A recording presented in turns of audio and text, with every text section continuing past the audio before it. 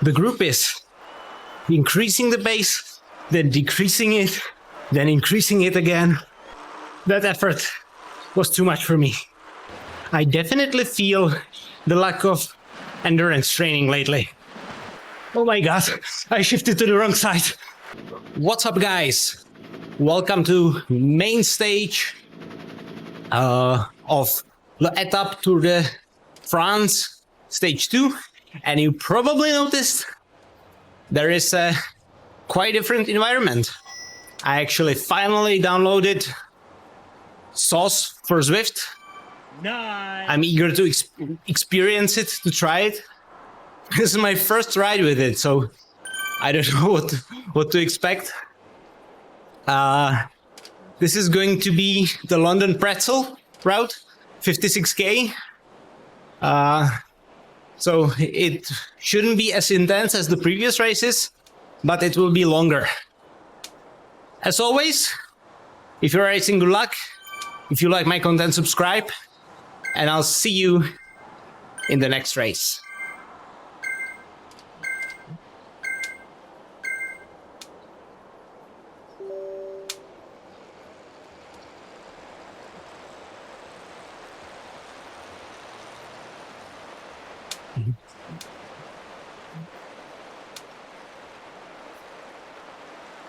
So right from the start, my average power didn't reset.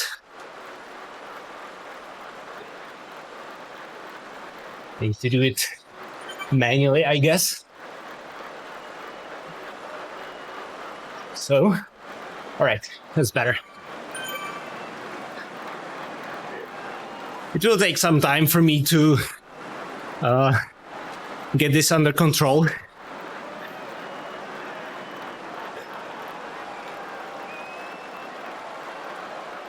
I also notice there's no time. Oh well. Here I'm trying a new approach. As the race was really long, I will speed up the uninteresting portions of the race. It should be more interactive. Let me know what you think of it, what you prefer, whether this or full footage. This is too fast for the group. Let's wait for another one.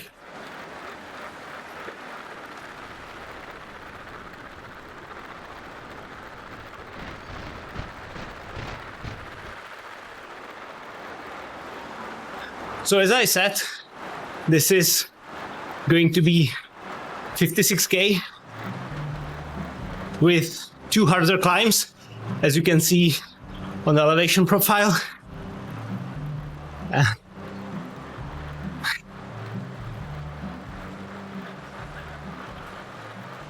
It is either the box hill or the light hill from both sides. I believe it's the box hill.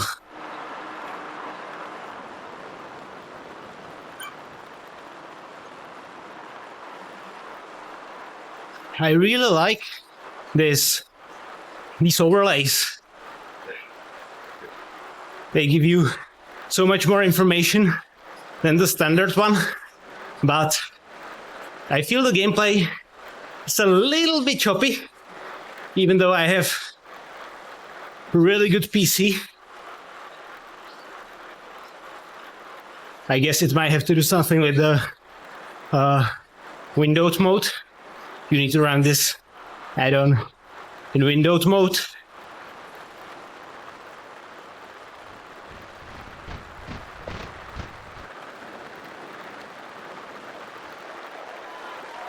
As I said, this is the first ride with this. I will definitely need to tweak this. But so far I like it.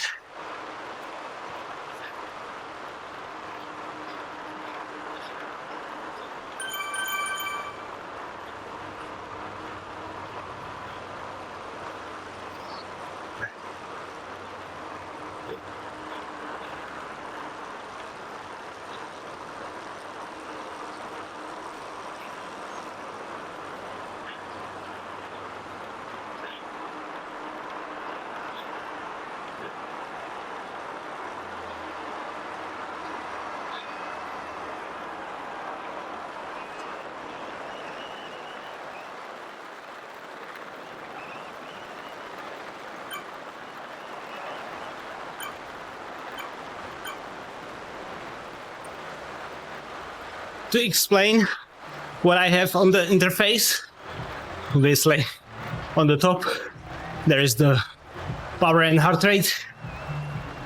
Next to it, there is the elevation profile. Next to it is my power chart and time in individual zones that are tailored to me. And the gauges under that is from the left to right cadence. That's self-explanatory. W-bal means basically my disposable anaerobic energy. Once that reaches low numbers, I'm in trouble. Next to that is how I save power with drafting and obviously speed.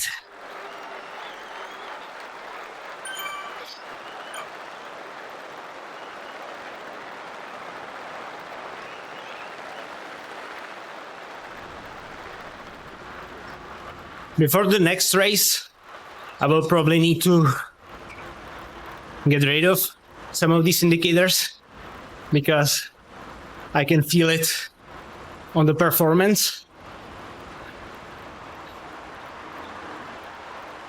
It's probably quite heavy on the computer. Or maybe there is just some settings that I'm not familiar with yet.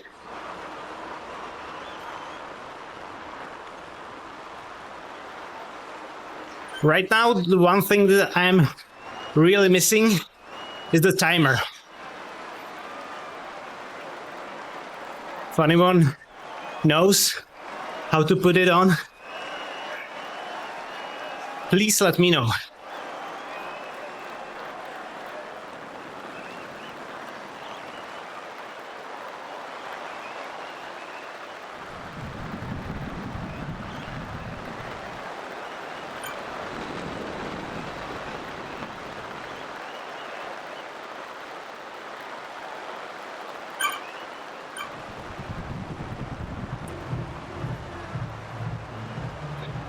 I think the draft gauge is going to help me to learn drafting properly.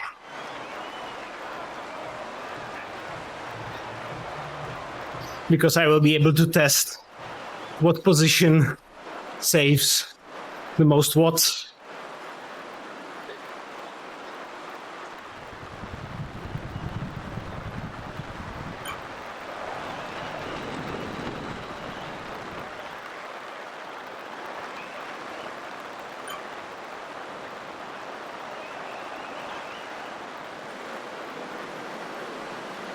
Also, I would like to see how many kilometers until the end. That's another indicator I'm missing. And this add-on is really customizable, so it's not that big of a deal.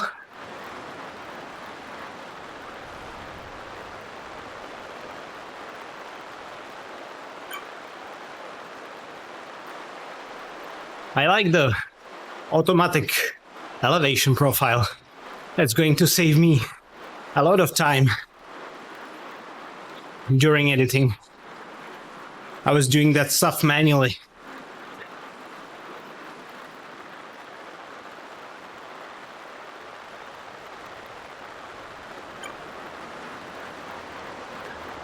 So in this race, I wanted to do around 230 watts on average. Right now I have a way to actually track it. It is a little lower right now, which I like, because obviously on the climbs, the effort will be higher.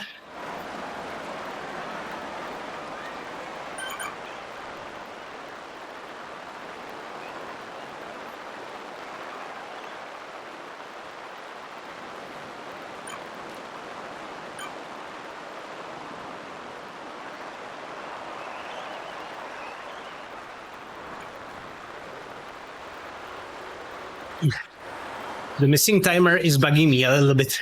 I was using it to time my drinking, or not to time it, but to remind myself.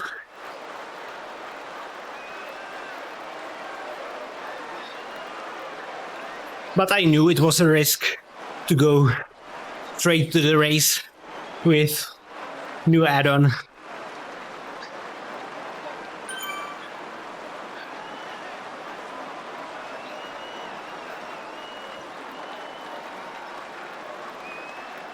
The front group has already almost 2 minutes to us.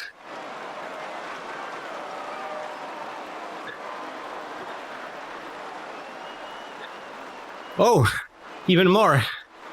Almost 4 minutes. Huh.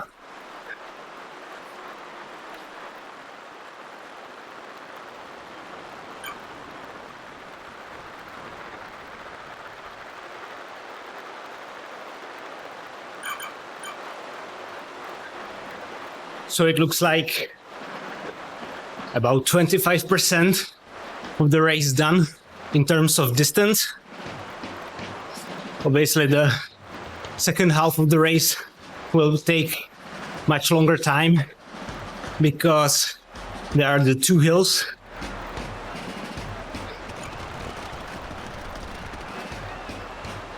It is also probably for the first time that I am riding this way around the Buckingham Palace. I've always ridden only the other way.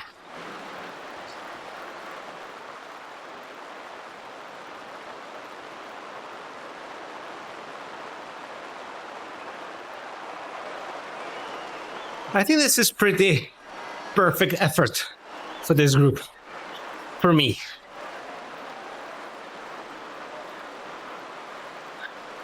It's easier than I planned, but it will give us some opportunity to push on the climb. And here we merged with another group. That should make us faster.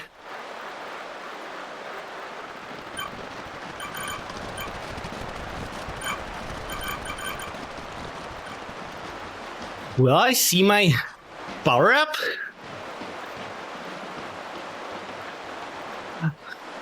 Probably won't either, right?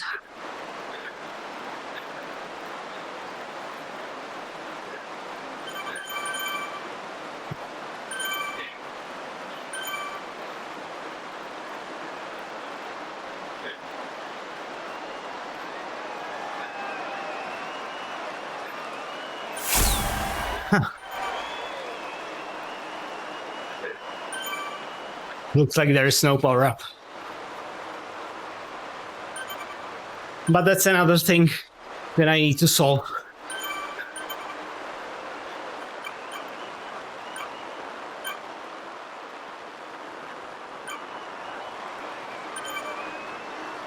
So right at this point, I would probably get rid of the speed indicator and cadence indicator.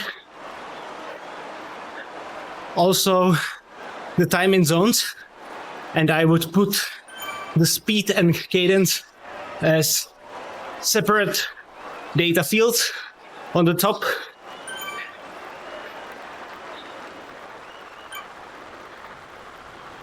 By the way, if you are using SOS for Zwift yourself and you have any tips how to use it to its most potential, please let me know. I'm absolute beginner with this plugin and I'm eager to learn.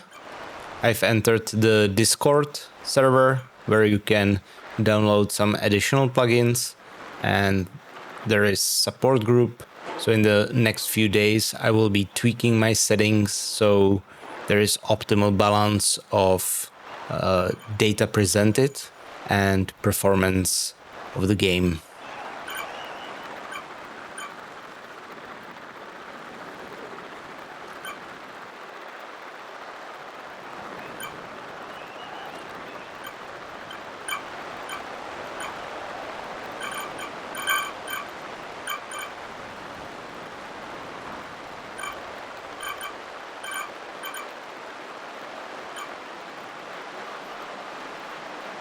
Yesterday, I was reviewing my riding data and noticed then that in the several last weeks, my mileage or the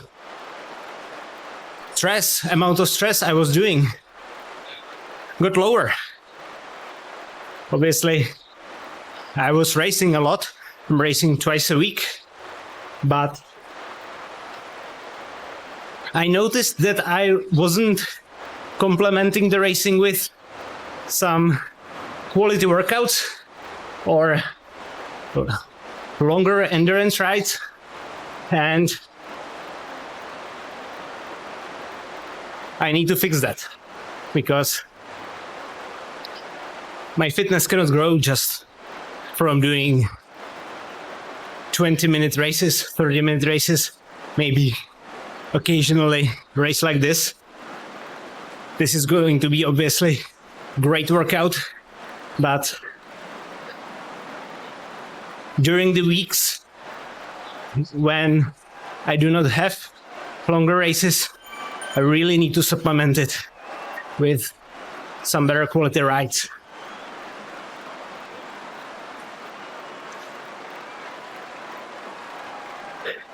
I'm using WKO5 software for reviewing my data.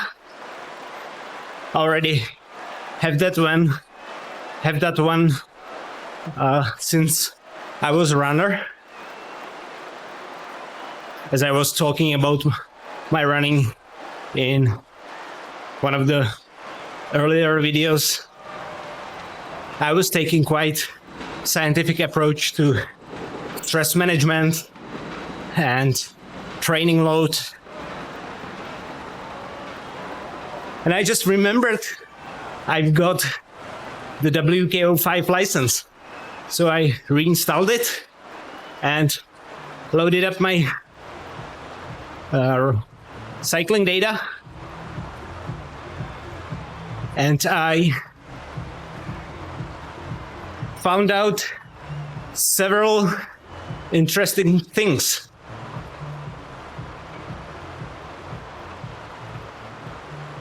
First of them is that my FTP is actually around 260 watts, as I assumed. Even the power duration model in WKO5 estimated that, and I consider that the most reliable one.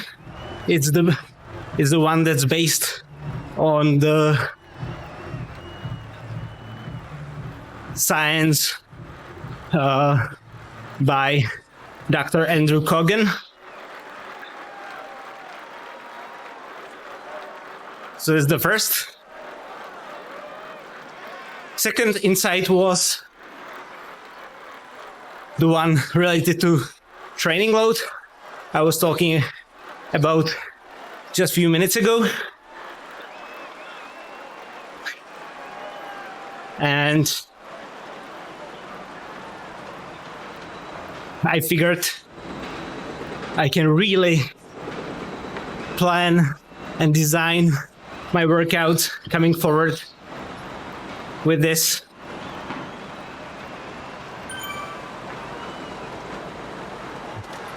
What it does basically is it models your fitness profile and prescribes workouts, or maybe not workouts, but intervals in terms of intensity and duration directly to you. It's not that generalized stuff like do, I don't know, 4 by 5 minutes at 95% FTP.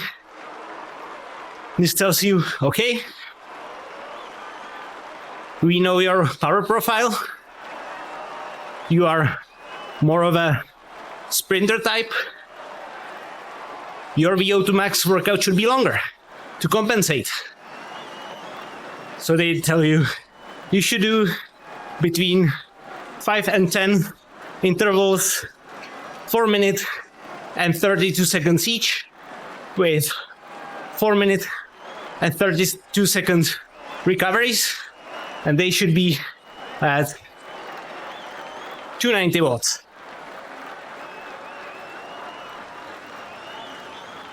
And what it means is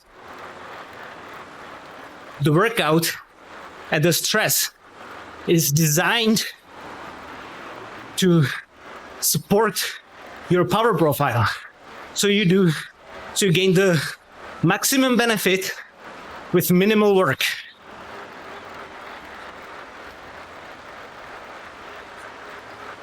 It's a software that has pretty steep learning curve, but once you learn that, it's incredibly powerful. Okay, this group is starting to leave me, so I need to push.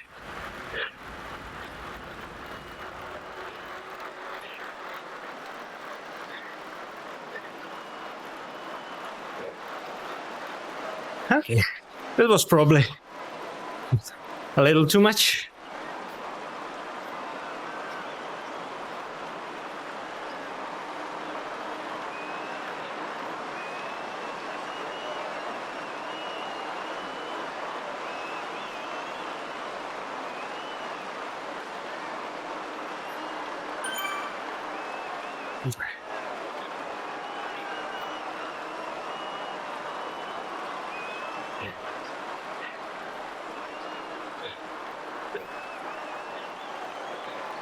What is going on in here?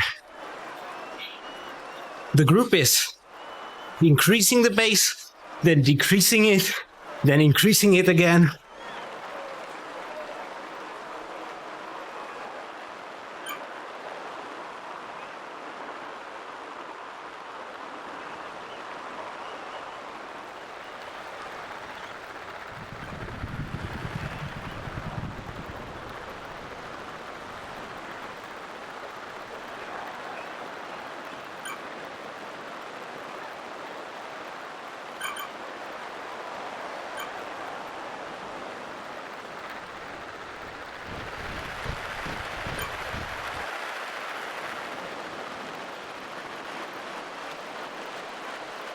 So now we are heading to the Tower Bridge, and after that we are going to do the first box hill. I believe it is a box hill. If it's the light hill, then I apologize. I always mix the two. But I think this is the box hill. The light hill is the longer.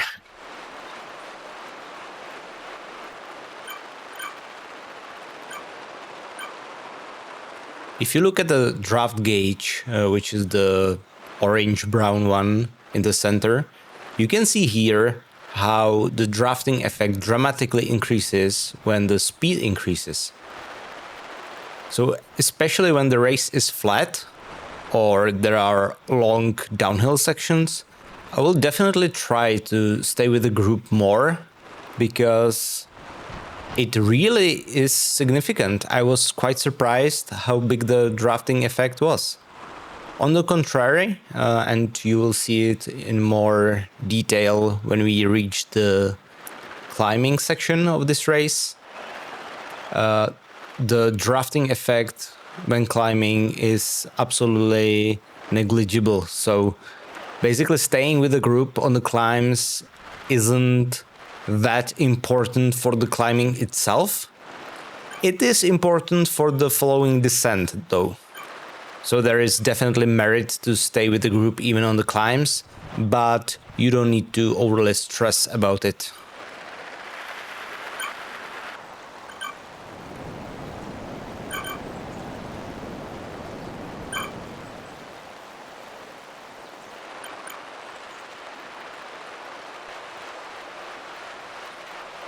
So here we are entering the Surrey Hills and the Bogs Hill, first larger climb of the day.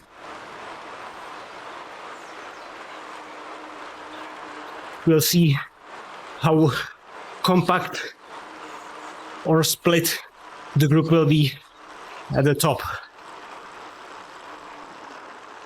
We actually didn't really need to wait until the top. I was getting dropped fairly quickly in this climb.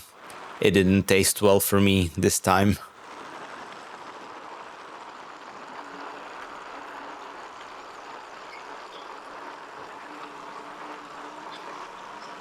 Yeah, here the box climb started and you can really see the group already leaving me.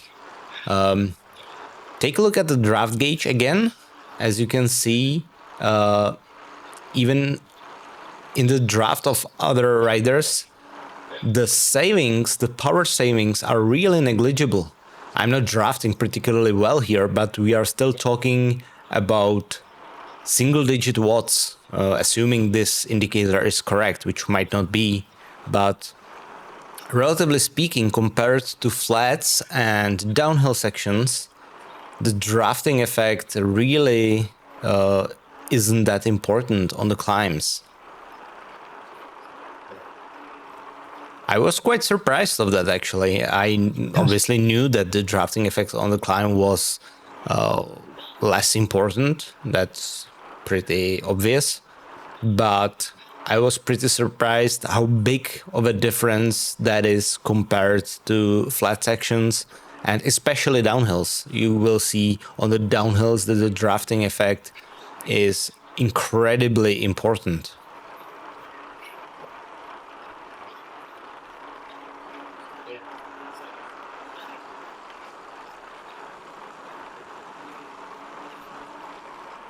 So here is another group catching me up.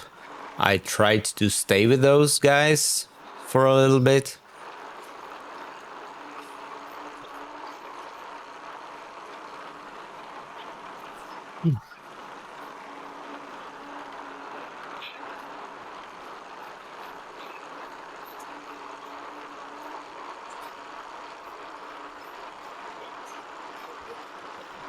What I find really interesting about the indicator of the separation of the groups on the right side is not only the time difference between the groups, which is pretty interesting, no doubt, but what's interesting is the average power output of the group.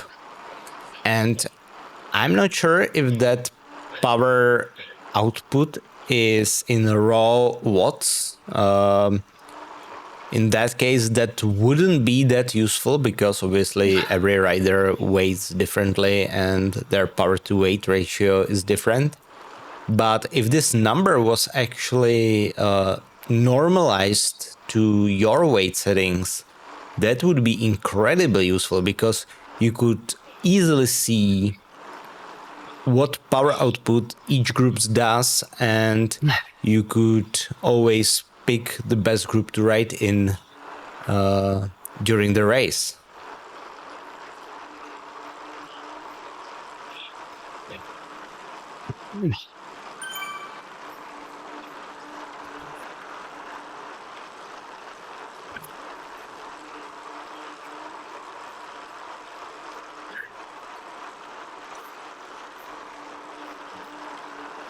Here another group is leaving me. I really had a hard time on this first climb. The second one wasn't that bad, maybe even mentally because it was closer to the end. But on this one I really had hard time to stay focused and push through the pain. I didn't even have that hard of an heart rate, or my power output wasn't that high. I just wasn't in it mentally, basically.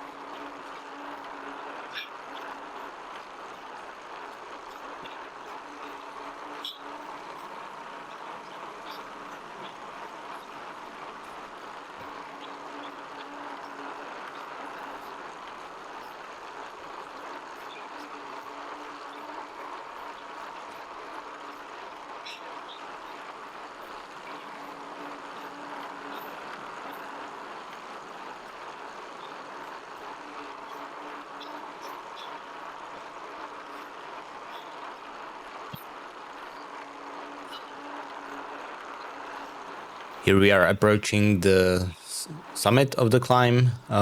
This climb definitely won't be recorded as my best climbing performance, but it is what it is. And I still had to preserve some energy because there will be that climb again from the other side. So I really couldn't afford to go all out on this one.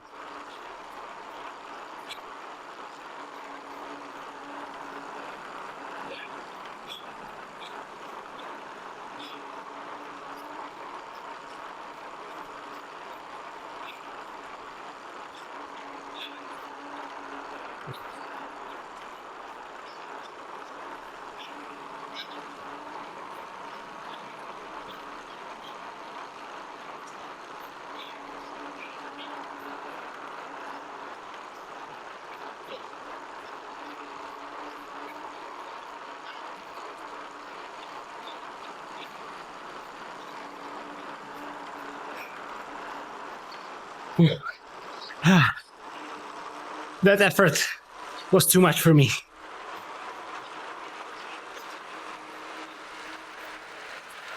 Never mind. We'll recover on the descent.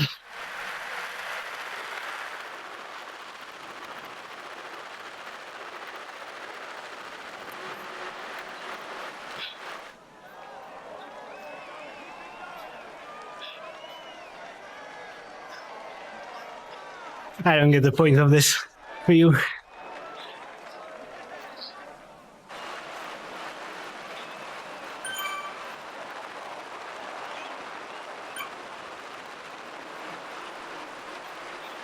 Yeah, that was hard.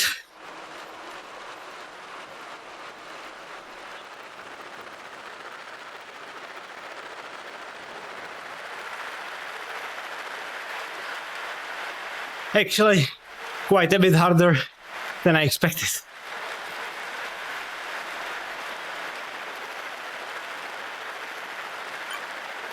Take a look at the draft gauge one more time.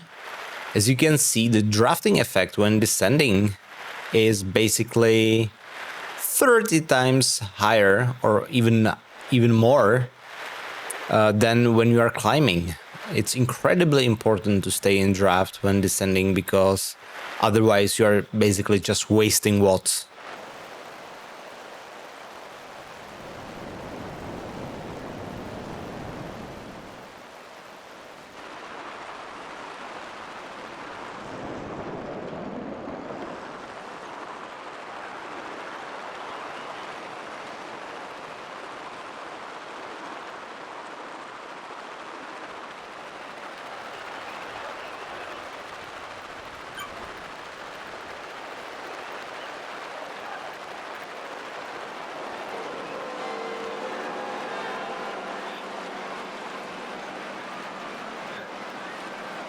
Was this actually the front group going already back?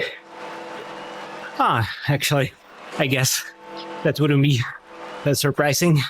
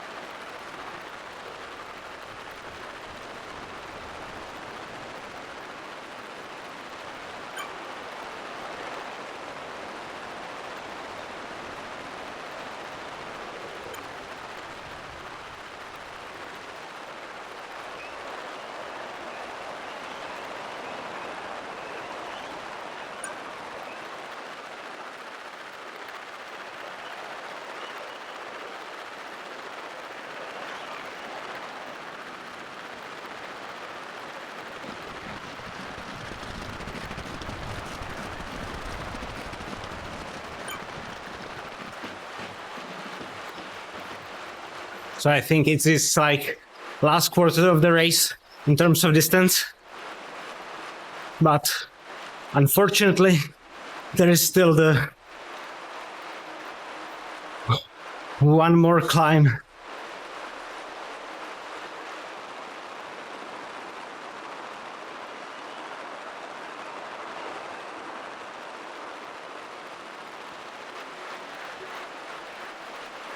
I have no idea what position am I riding at.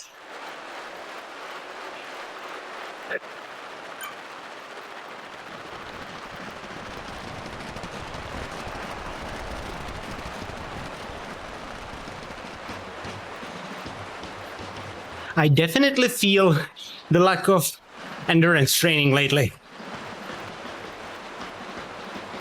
I can feel quite strong for the first hour maybe, but once we get past that 1 hour mark, maybe 1 hour 15, I don't know, I still really feel that fatigue creep in, and I cannot ride at as high heart rate, and also my power output is lower. Really need to incorporate the longer rides into my training again.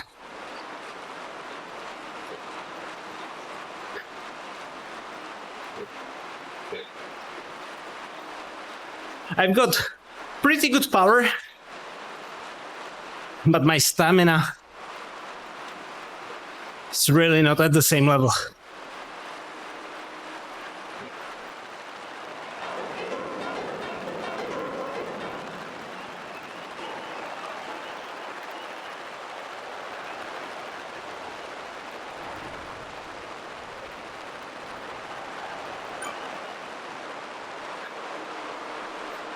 I think the second climb will be a little more motivational because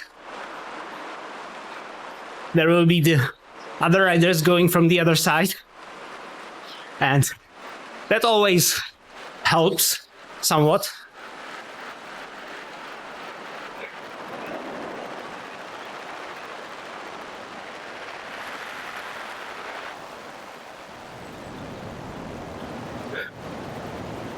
I think one race with the draft gauge is going to teach me more about drafting than all the previous races combined.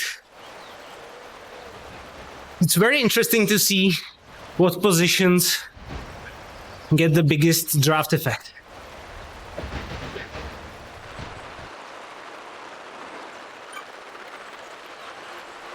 So here goes the second box hill.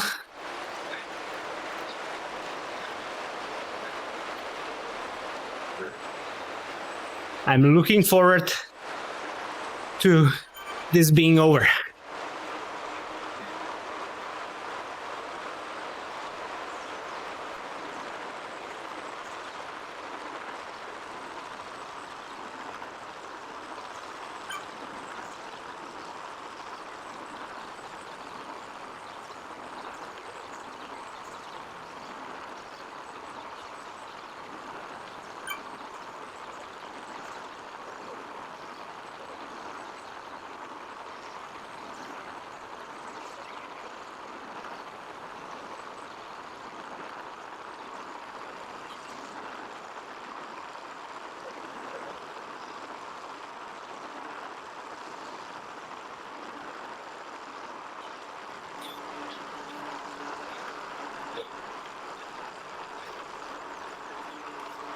At this point, it looks like the group might drop me again, but I felt a little better in this climb than on the other one, on the first one.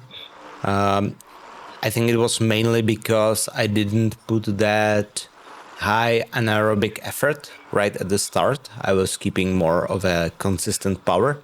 You can actually see that on the W ball indicator in the center. I'm still at 11 kilojoules, while on the first climb I was sitting at about 8.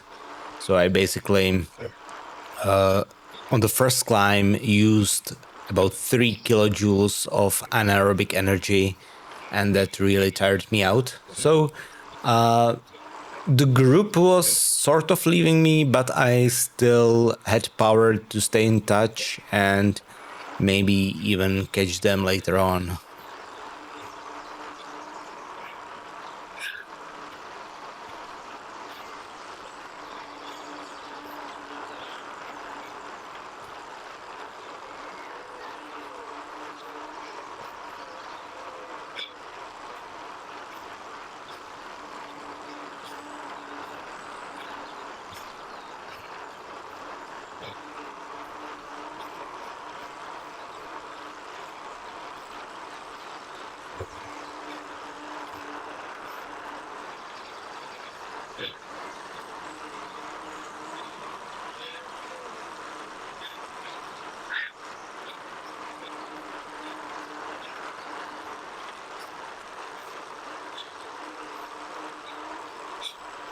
And here I used some of the anaerobic power to really push and caught up with the group. So you can see it didn't have much of an effect in terms of drafting.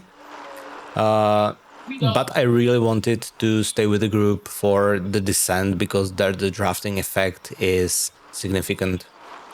And I really find this drafting indicator useful for the planning of your racing strategy.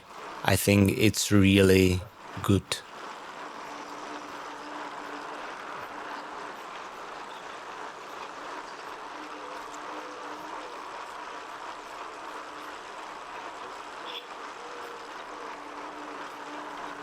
I've heard some of the riders consider Sauce for Zwift as cheating because it gives you informations that other riders don't have.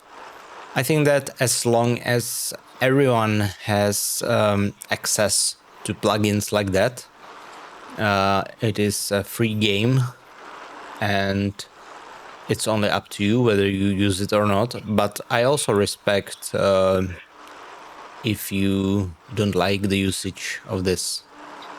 I think at my level of racing, it doesn't matter at all because I'm not going to threaten anyone's result.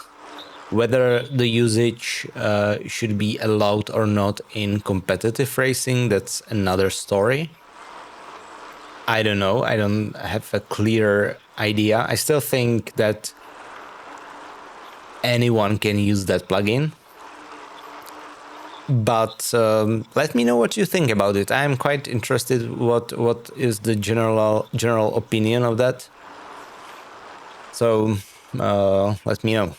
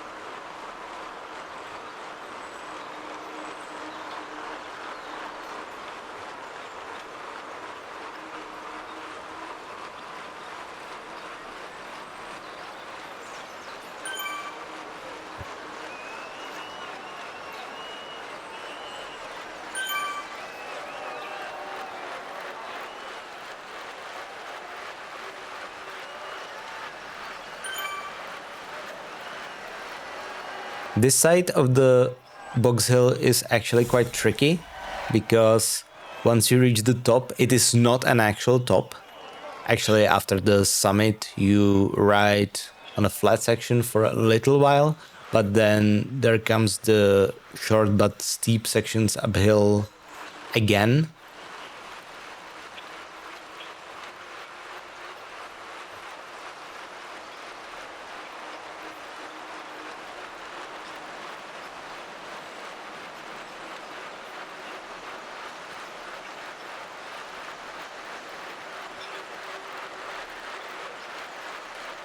On this steep section of the climb, you really want to push the power up, because if you don't and you don't use the momentum you've got from the flatter section of the road, it will really take you unnecessarily long time to reach the top, and the climb is very short. It is basically like a Clyde kicker in Glasgow, something like that.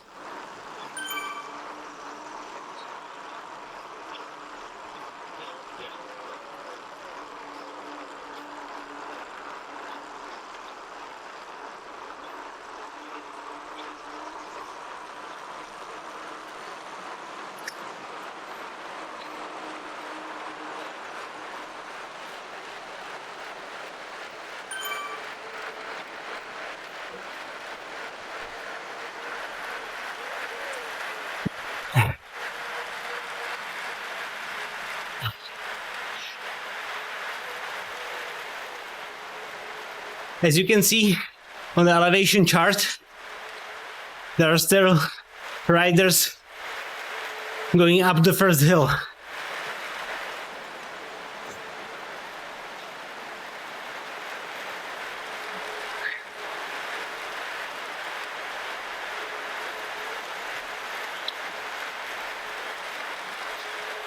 I have a huge respect for such riders, because they are suffering twice as long on the same route.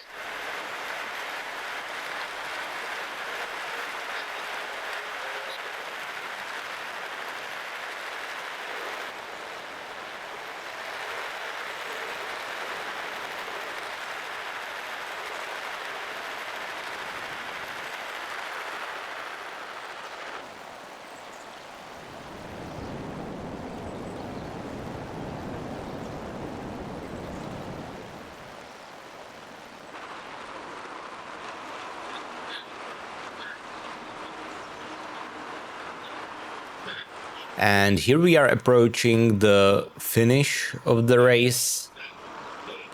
I won't actually bother you with my commentary. I will let you enjoy the remaining probably like 1 kilometer. Thank you for sticking out with me. Enjoy the rest of the race, and I'll see you at the next one. Ciao.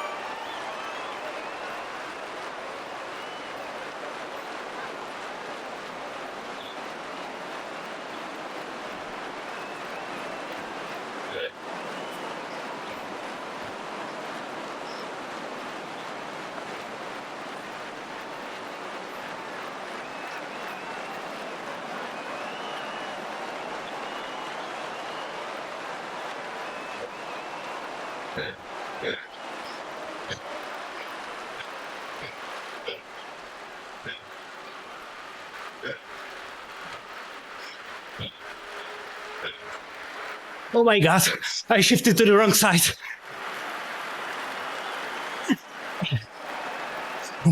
Never mind.